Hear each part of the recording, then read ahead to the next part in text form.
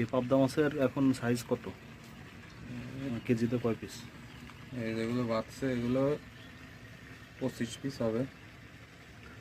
বেশ ভালো সাইজ।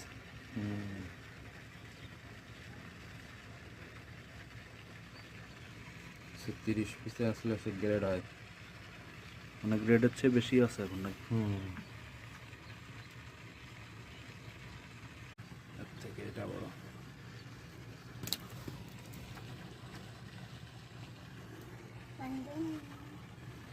আসছে না, এই যে